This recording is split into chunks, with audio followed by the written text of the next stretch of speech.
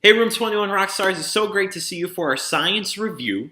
This review is actually going to be structured a lot like our last review. So a couple of things that you might want to have ready right now to make you successful during this review would include your Science Interactive Notebook with all of the different things that we put in over the last few days.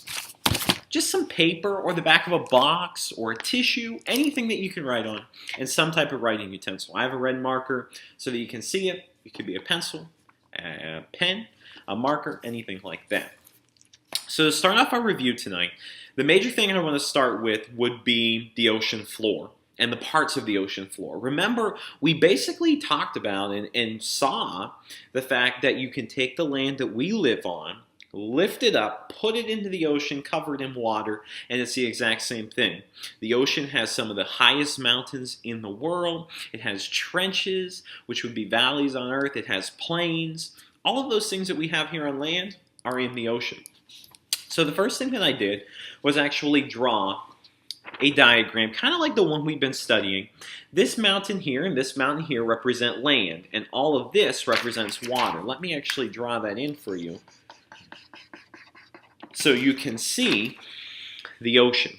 Okay, and what I would actually just practice doing would be to label the different parts. Here we have the continental shelf. It's the part that you step out into. It's shallow, it's flat, it's just an extension of the continent. 90% of sea life lives on the continental shelf. That's huge, 90%. That's way over half of all of the ocean life on the planet that lives here on the continental shelf. And then when the continental shelf drops off, remember we said that that is a continental. You got it. Good. Slope. Very good. That's where it drops off. And here, this flat part, where all the sediment and rock has just collected and filled all the trenches, that is called the, very good, abyssal plain. And then these really deep ridges, these huge cracks in earth that get filled in sometimes by the sediment, but right now exist, are called the trenches. Very good. And as all the underwater currents are going through the ocean, they're carrying sediments and rock, and they hit up against the ocean floor, and they create the continental rise. Very good. So remember, we said continental slope, you go down, continental rise, you go up. So rise, slope, just like that. That's what we talked about in class. Okay? Rise, slope. So drawing this, labeling the different parts would be an excellent thing. Now, it's one thing to know the parts, but it's also really important to know all the aspects about each of the areas of the ocean floor. So for that, I would actually suggest using the pouch that we created with all of the different layers of the ocean floor and what we need to know about each of them. You know, why is the continental shelf important? Well, it houses 90% of marine life. Okay, so make sure you study those because you do need to know each of the areas and be able to identify what they look like right here. But you also need to be able to match what each of them is all about, what we need to know about them, the characteristics about them. So that covers the ocean floor. So pause the video right now if you want to practice that a little bit before I go on, okay? Because moving along, we are now going to talk about the currents. Now remember, currents are simply the underwater rivers that exist under the ocean, okay? Now, the big one, what I actually did was drew the United States of America. Here's Florida. We are right about here in Virginia.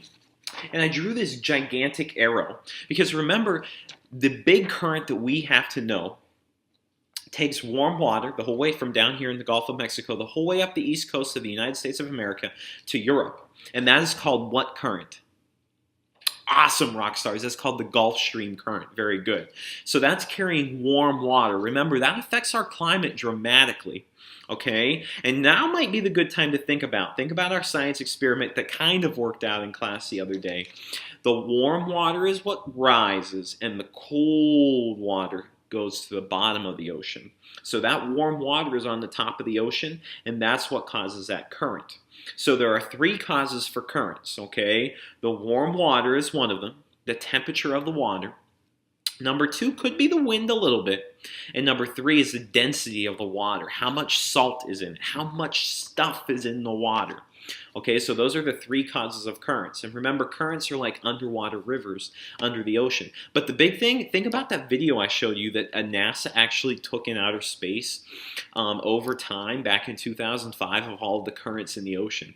That was such a good way to think about all of the underwater rivers that exist in the ocean. And that's all about the currents. Okay, so what I would do is actually draw a diagram of the U.S., talk about this Gulf Stream current. It's so very important to life here in the United States. You could also draw something like what we drew in class. You know, we have the warm water up here with the underwater rivers, the cold waters down in the bottom, and the three major causes of currents are wind, different water temperatures, and water density. Okay? So the currents are the underwater rivers. Pause the video right now if you need to, but we're going to keep moving on. The next thing I want you to do is simply take a piece of paper and draw the ocean across the top. I know Mr. Riker's drawing isn't too great, but it is getting on to about 7 o'clock tonight, guys, and it's been quite a long day. Draw an arrow that goes down and draw an arrow that goes up. The two major things that you need to think about this evening are temperature and pressure. Okay? So as you go down in the ocean, what increases? What increases as you go down in the ocean? Very good, the pressure increases. Remember, humans can't go down into the midnight zone of the ocean because of the pressure. Think about the soda can that we tried to crush with all of the encyclopedias on top of it. As we kept putting more weight and more encyclopedias on top of the can, the pressure increased so great that the can was able to crush. So as you go down in the ocean, the pressure increases. Now as you go up in the ocean and get close to the surface, what increases? Yes, the temperature increases. Okay, so as you go down, the pressure increases. As you go up, the temperature increases. Just drawing this diagram and talking about that would be really great. Okay, and think about the temperature increasing as you go up. Number one, what is shining on the ocean all day long? Exactly, the sun. So the sun's able to warm up a lot of that water on the top as well. Okay, so this would be a great diagram to talk about what increases as you go up in the ocean, what decreases as you go down in the ocean. Okay, so that is talking about temperature and pressure. And remember, pressure is all about, even if you think about DARE, you guys talked about peer pressure this past week. It's all that stress, everything that's coming together, that's the pressure. The next thing that I want you to do is actually to take a sheet of paper and divide it into thirds right now, okay? So I take a piece of paper, I divided it into thirds. Label the three depths or layers of the ocean. So as you can see, I labeled the sunlight zone, the twilight zone, and the midnight zone.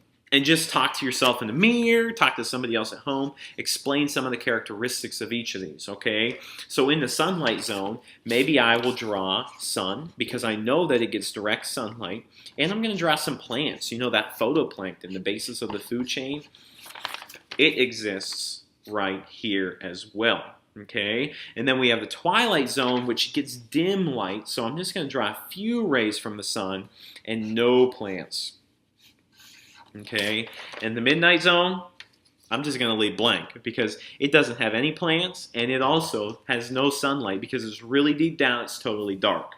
Okay, so that's one thing you can start to do with the different zones of the ocean, but another great thing that you need to work on right now is actually naming some creatures that live at each of the levels. Now we did that way back with this diagram when we created the foldable in our notebook. Underneath each flap, we talked about the sunlight zone, the twilight zone, and the midnight zone. So I actually talk about some of the creatures. And what I want to challenge you to do this very moment, ladies and gentlemen, is actually to, in one of these boxes, choose one of the zones and make a food chain. So what I started to do here in the sunlight zone was actually to start making a food chain right now in the sunlight zone. So what starts every food chain? Right, the sun. All energy comes from the sun. So I'm going to draw the sun up here in my food chain. Okay, here's my sun. Now, the sun beams down, and it comes down here. And then what is the basis of the food chain everywhere?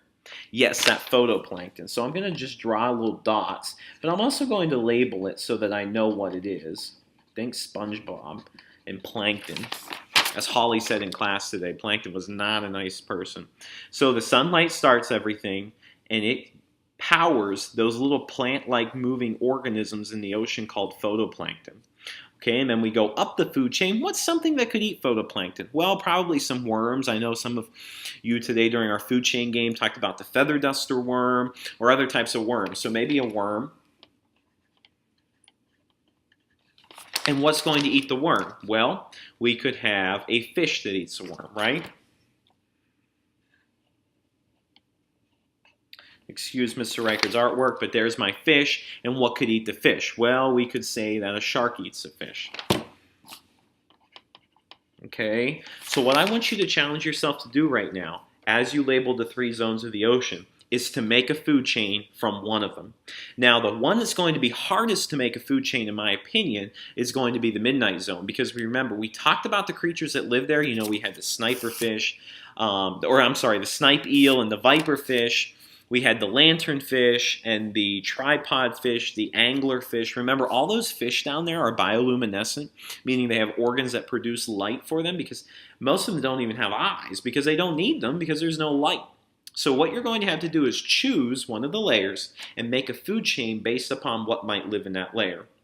Remember, in the Twilight Zone, there might be octopi or squid or jellyfish that are living there. And the Sunlight Zone, in my opinion, is probably going to be the easiest, because 90% of the organisms live in the Sunlight Zone. You have starfish and sharks and sea turtles and whales and fish and clownfish and dolphins and crabs. So think about what eats each other.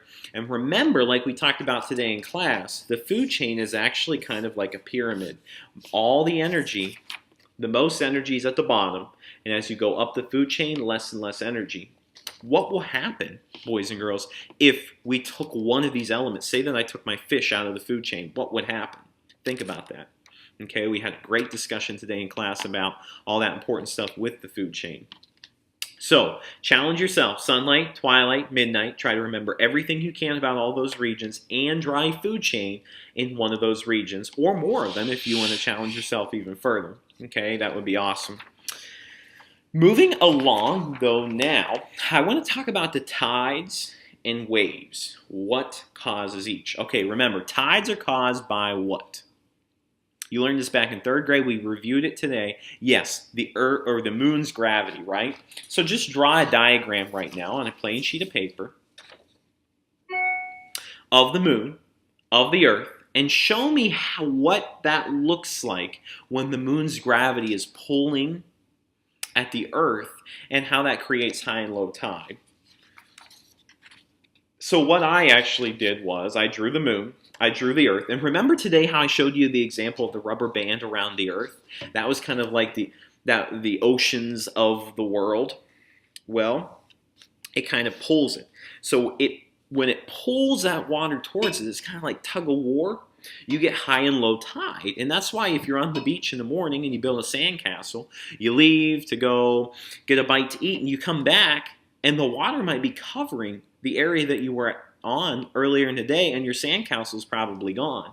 That's because the tides have risen, and that is caused by the moon's gravity. Tides are caused by moon's gravity. Now, waves are caused by primarily wind. Very good. Remember, WW. So waves are caused primarily by wind, the waves in the ocean. So what I want you to do right now is actually just draw a wave in the ocean. Okay? Now what we have to work on is labeling the parts of a wave. So the top of a wave is called the what? The very top. Kind of looks like the top of a camel's hump. That is called the crest. Very good. So I'm actually going to write that in.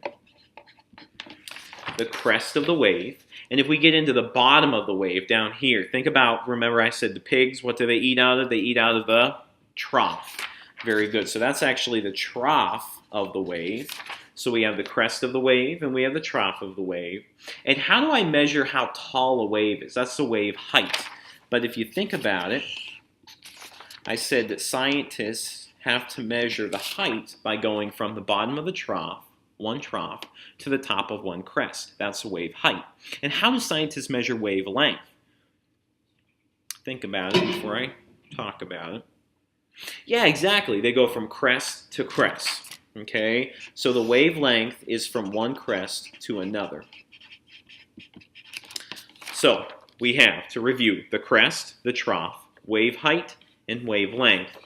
Think about this, ladies and gentlemen. Draw this, label it, okay? And remember, waves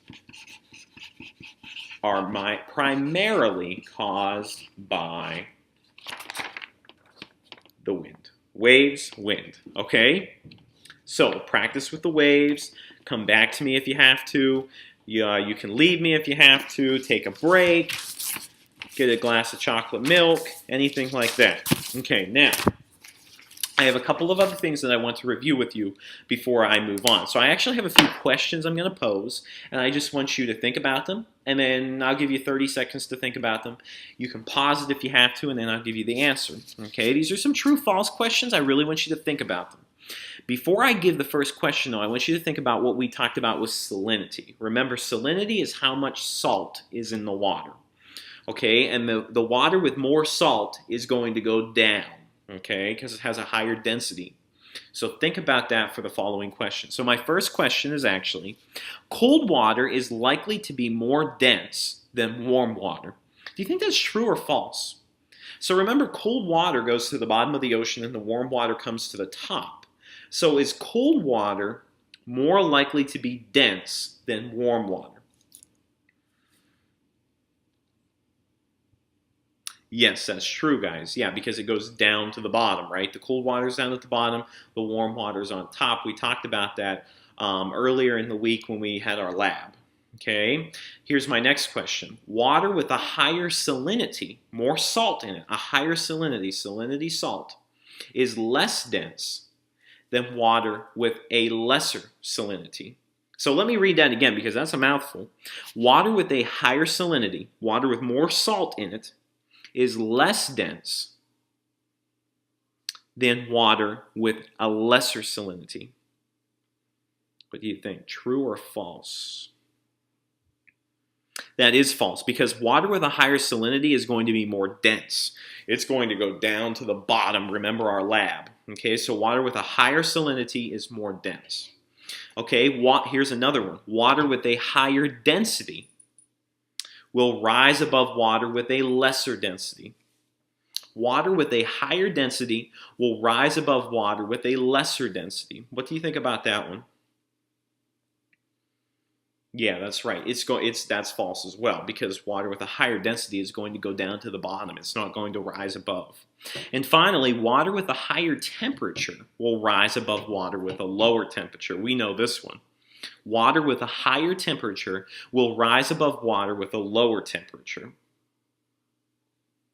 That's true because remember we said that the warmer water rises above the colder water and that's where we get the currents, the underwater rivers that occur in the ocean. Okay, so ladies and gentlemen, I really feel that you're prepared. I'm going to add one more resource, and actually it's going to be on our Class Fusion page. I found this really cool website today after school. It's called, well, I don't really know the name. The web address is starspsk12.net. But there's a really cool review game. There are a few questions on the game that we haven't talked about, but if you process of elimination, I think you could figure it out.